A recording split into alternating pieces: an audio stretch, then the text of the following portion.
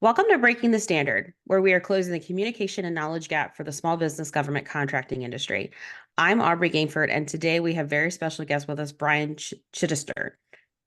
Okay, Brian, it's so nice to have you here. Welcome. Thank you so much for having me. I've been a huge fan of your podcast. I really appreciate you having me on.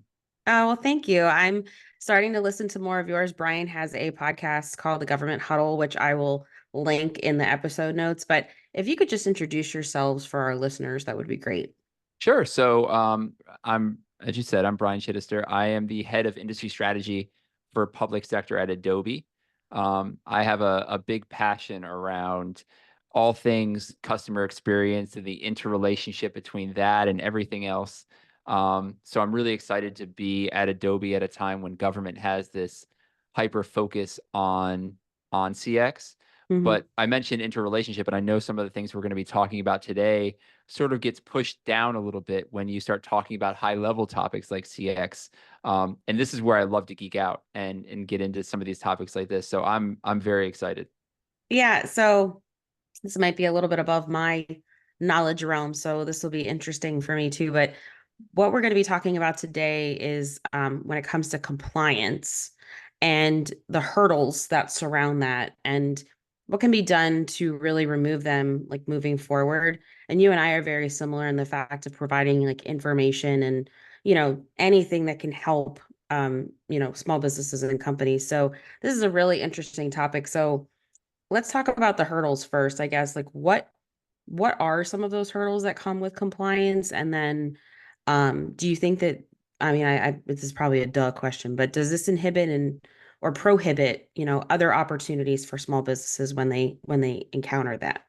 Again, this is me showing my inner geek, but this is actually something that I'm really passionate about, and I'll tell you why. Um, First of all, you mentioned what are some of those hurdles, right? I think the biggest hurdle, in my opinion, is the education of what compliance measures are out there, right? Government is an industry of industries, and there's so many compliance measures within each individual vertical within government. It could be human capital management, right? And all the things that go around HR. It could be IT and the compliance around that. So I think education for me is the first hurdle that small businesses need to address, right? Because they when you get into this type of industry, it can be really massive. And I think finding the right company, the right individuals to help mentor you through that is important. Um, that's one. And then the other is, I mean, we mentioned IT. As government evolves, I think compliance measures evolve. We're having this conversation right now around CMMC, and that's not something we talked about perhaps 5 years ago. And so it's going to be a massive alignment that companies are going to have to make. So I think evolving with the times is really important. But to your second question, and this is really where the passion comes from, is it inhibiting? And this this is one that is borderline existential for me. So we can sit here and go back and forth on it because I'd love to get your opinions on it too. I think it can be inhibiting. Um, but where it gets existential is it inhibiting but necessary, right? So let me explain why I say that. Um, it can be inhibiting because most of the compliance measures that are done within government are expensive. And if you're a small business that is trying to tap into the public sector, having a budget to support all of those compliance measures, because it's not just one or two, there's a lot. Having a budget to do that, that can be inhibiting in and of itself. Um, so I think at the same time, these small businesses, there's a lot of innovation coming out of these companies, right? So that sort of prohibits government's access to some of these really great emerging technologies. So you see where I get, right? It's a tricky dichotomy, Hmm. um, but at the same time necessary. Hmm. So let's lean into something like FedRAMP.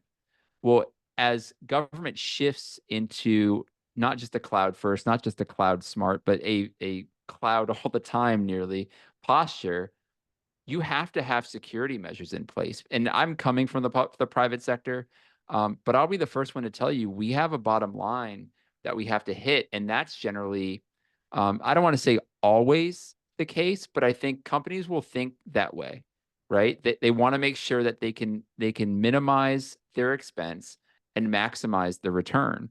And government understands that too. I think there's programs within government where you're looking to do that as well. But because of that, I think they have to protect themselves.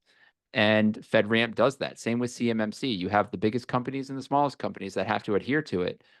If you're a Boeing or a Lockheed or a Northrop, it, adhering to that's going to be a little bit easier than if you're this small startup with this great idea that's part of the supply chain.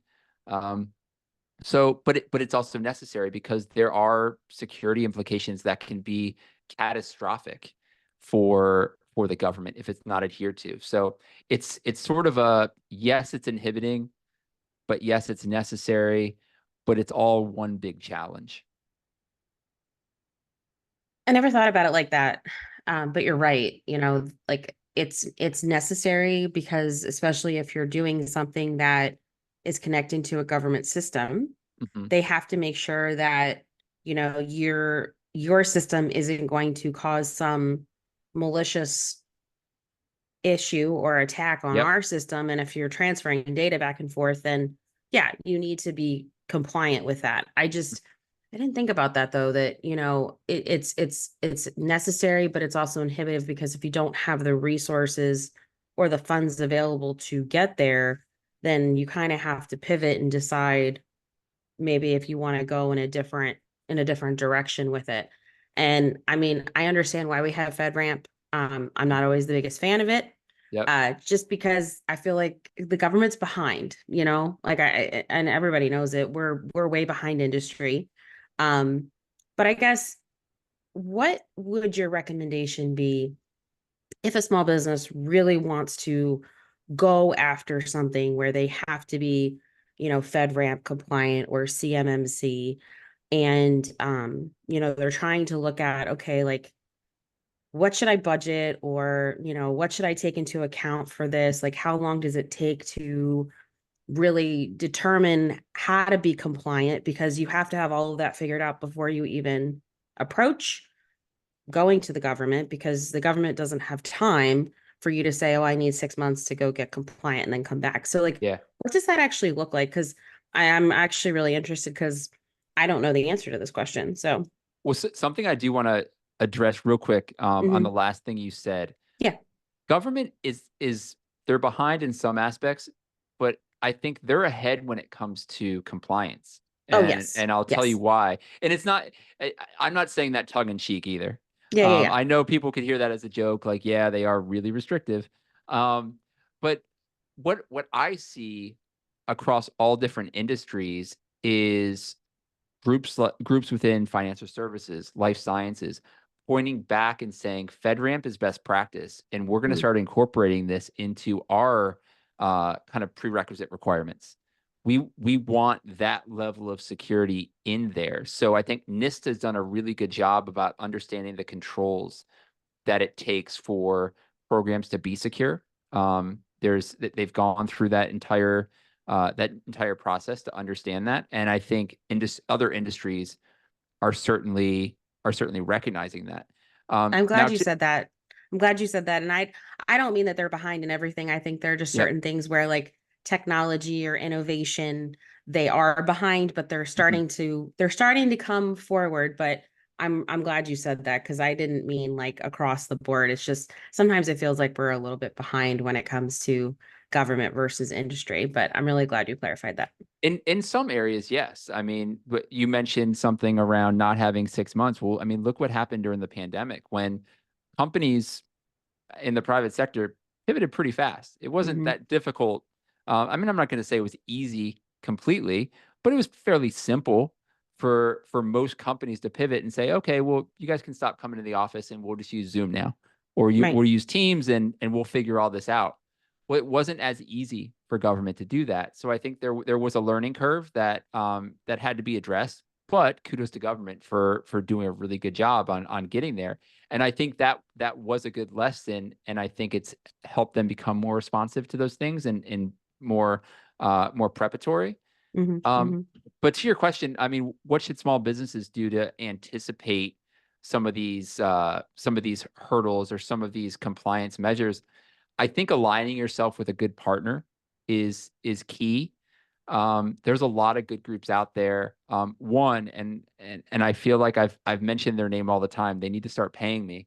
But I'm so impressed with what Decode has done, and Megan Metzger's group, and helping some of these small businesses that a lot of them were kind of born and forged within Silicon Valley, who don't know how to engage with government. They don't know they don't even know what FedRAMP is. They've never even heard of it, but they know their solution is SaaS based, and that so they help bridge that gap, and they've done a really strong job in doing that. And Decode also does investment, so they support these organizations to get to a level of maturity to be able to bring their Hmm. solutions to bear within government.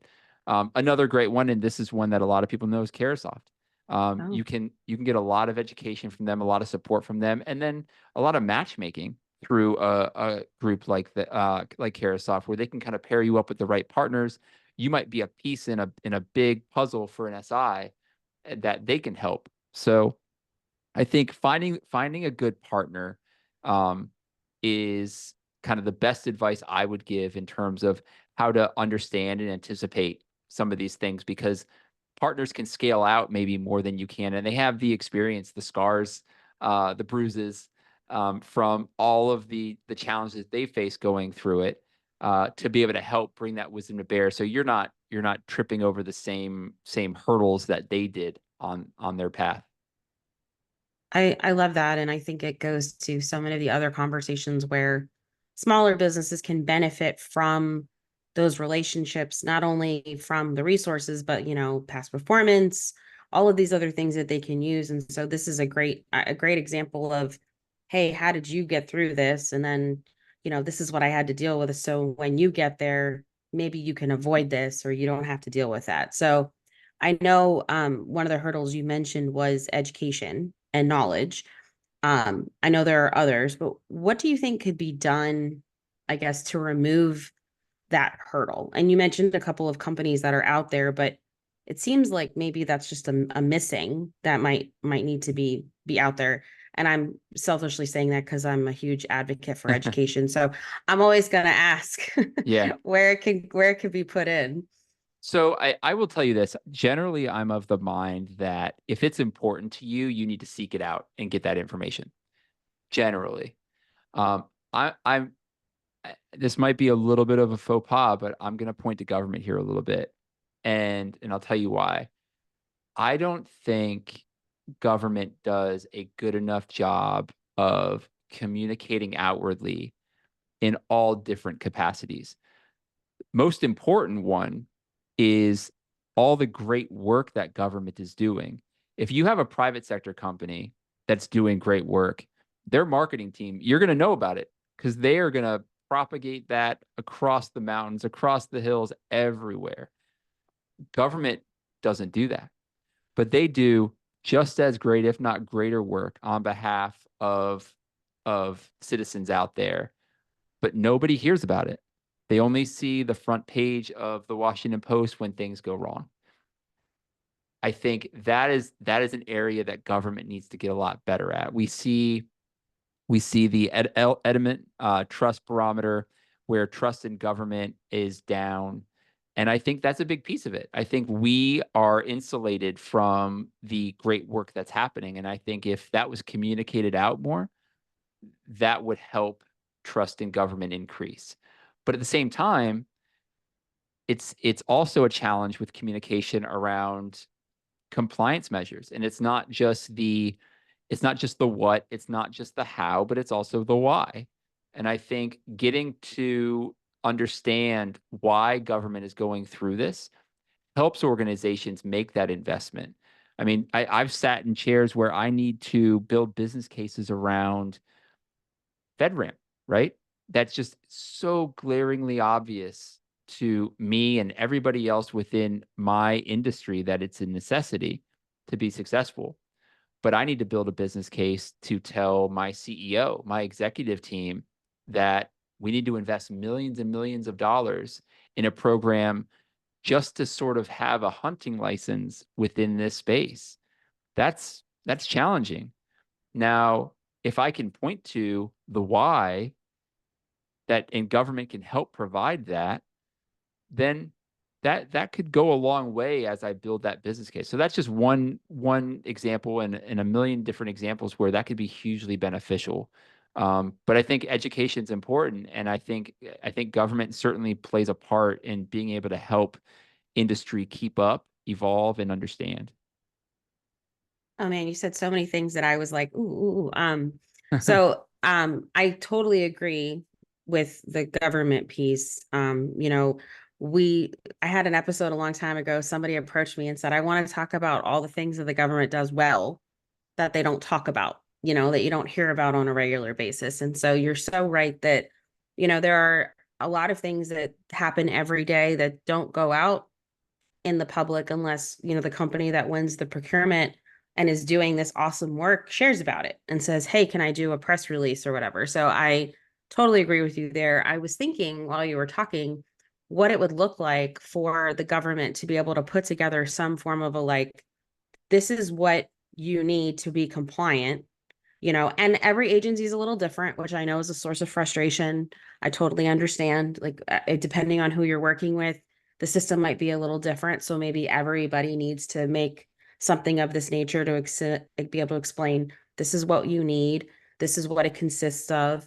This is where you would find all of the information to make Mhm. sure that you understand it. And like a very like casual, what types of all the like the IT techie language, is this compatible with this or would this work with this? And so, I um, will say I think if you said that as you're saying it, I think mhm. government would say we do. We have Oh, that. Great. But it's buried, where is right? it? I had it well, it's like you mentioned, it's at every single disparate agency, Right. and you have to go in and you have to know what you're looking for to get there. Hmm. And Bringing if you that outward, don't, engaging the community with it, that's a different story, yeah. right? It's all there, but you shouldn't have to dig for it if it's that important to the government, it's that important to the private sector. Why can't that be brought to the surface? No, I agree with that. And I mean, I only know where it is because, we have to, adhere to that in terms of everything being reviewed by internally by our IT office Mhm. before we proceed with a procurement. But I don't get to see a lot of it outside of that. So, if you don't know what a term means or why something is being returned or getting a second look, it's like, well, wait, what's going on here? So, that would be a really interesting, I think that would be a really interesting question to pose to someone maybe Yeah. in the I who's an IT head at a government agency. What can you do, to bring this front like forward so that companies, even if they've already know it, they might learn something new, but at least where to look for something because I feel like that's one of the problems that small businesses face, not just with this topic, Yeah. but with everything is okay, well, where do I go? Who do I ask? Yeah. What do I need to be doing? So, Real uh, quick, shameless mhm, plug for Adobe. It's what we're doing with yeah. government right now, amongst a Hmm. lot of things. But it's also, I mean, to the people listening, I mean, I'm on my third week at Adobe, and the reason I joined was this, amongst other things, is a big passion of mine. Right. Government needs to get better at communicating outwardly to people because of what I said, Hmm. because they are doing such great work, and it should be marketed out to people for people to see. It Hmm. just it should, and I think it becomes one of those things where one government is just inundated with thing after thing after thing. So you finish a project, you move on to the next thing and the next thing because you have to, and you don't get to tell that story outwardly. And I also think government doesn't always see the benefit, like the so what behind, okay, yeah, we did great work. We serve the people, but why should we push it out there? Right. There's a huge value to it. Mm. And that's what Hmm. we're helping governments understand. Um, And that's what I think is important is getting into the nerdy KPIs around trust and a myriad of other things that it drives up in support of that. Mhm. Um, Investment within programs through Congress. I mean, there's a lot of different things that we could talk about. But it's one of the reasons why I joined Adobe is because I get an opportunity to be able to work on something like this as my job, which I can't believe, but I love it. That's pretty cool. I didn't know that Adobe was doing that. So I'll be curious to see how that rolls out because that is interesting. And I agree with you from the human element. You know, a lot of people want to work with the government, but I think a lot of people want to work with the government because the government is you will always get paid. You know, Yeah. it is a consistent client, but when you look at the mission or what you're doing and all of the wonderful things that, the government does to protect the traveling public and Mm. deal with every different facet that we have. I said traveling public because of where I work, because that's the first thing that comes to my mind. Yeah. But, it makes you want to get involved, Oh and then yeah. be able to see like, oh, that's so cool that they did that, or that's so great. Exactly. Like, and I agree with you there. I do agree with you there because it's kind That of cool when I get to share, on a very high level where I mhm. work. I work for TSA, and some people go ooh, and some people go oh, and oh, that was the thing I thought about when you were talking. If you explain to people why, like you have to go through metal detectors because there were people who tried to hide things in their clothes and on their person. You have to take your shoes off because someone put a bomb in their shoe. Like Yeah, there are reasons behind why we correct. have to do what we do. And so if you TSA explain that to agents don't just someone, sit there and they like seeing exactly, disgruntled people. they're That's not, it's not no, amusement. Yeah, there's a they're why. not looking at ways to make your morning miserable. Like they're Hmm. following protocol because of things that have happened and they're trying to make sure that everybody's safe. So, but I mean it's really cool to like talk to people because you get to see what you're doing and Yeah. being able to share that with people, you connect with them and then they're like, "Oh, that's so great." So, I really agree with you on that too, like being able to say this is what we're doing and not just the government saying, hey, we're going to pay you, we're consistent, but also like these are some of the really meaningful things that we're doing and you could be a part of that. So Yep. I I love I that. I, I totally agree, and that's one of the big kind of benefits that comes with it. I mean, how often do we hear government has a talent problem? And No. Mm-hmm. I mean, it's especially in numbers. Like Mm-hmm. there's a talent problem. I mean, at one point, this was just a couple years ago, there were 2.3 million cybersecurity jobs open in public sector Wow. globally. I mean, that's massive. So if government started telling stories around the work that they're doing, what they're achieving through their cybersecurity initiatives, whether it's within DoD, the other thing I look at too, imagine how many careers started because an individual at any age saw a man land on the moon. The Mm-hmm. government did that. And they had a prime opportunity and they took advantage of it to tell that story. And you had careers made at NASA, some really smart individuals that decided, I want to go spend my career there because I'm so inspired by what happened. There's great things happening like that all across government that if you get to tell those stories, you're going to have people saying, I want it, like just like you said, I want to go do that. I want to work Mm-hmm. on a project like that. I want to be part of a program like that. And it could be really powerful. Yeah, I love that. I mean, I get to meet so many people through my day job and now through the show, and everyone shares a very similar belief that they want to, support a mission or a project or whatever it is to continue to push it forward. And so I think if more of that gets socialized, I just think it will only be it'll be better. It'll just be Yep. continuing to be better across the board. But I know you've offered some really great advice, but I always ask everyone that comes on the show the same two questions. So is there any advice that you would give to the small business government contracting industry, people that are either currently in it already or want to get into it? Like what would you say? getting a taste of my own medicine, because on the back end of my episodes, I ask the same 5 questions, and I always see people panic. But I actually have an answer for this, thankfully. It's the advice that I give them regularly. It's that if you want to get into this industry, you cannot just dip your toe in the water. Mm. Um, you have to fully commit, and if that means doing exactly what we talked about, where you have to run down some of these compliance measures, then so be it. But you can't go half in. Government wants partners; they don't want vendors. So if you're going to support this industry, come into it knowing that you're all in, that you're going to be a partner.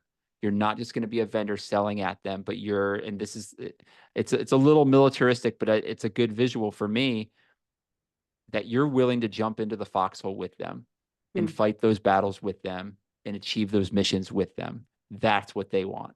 They don't need somebody kind of throwing them ammo from a distance and saying, "Here, good luck."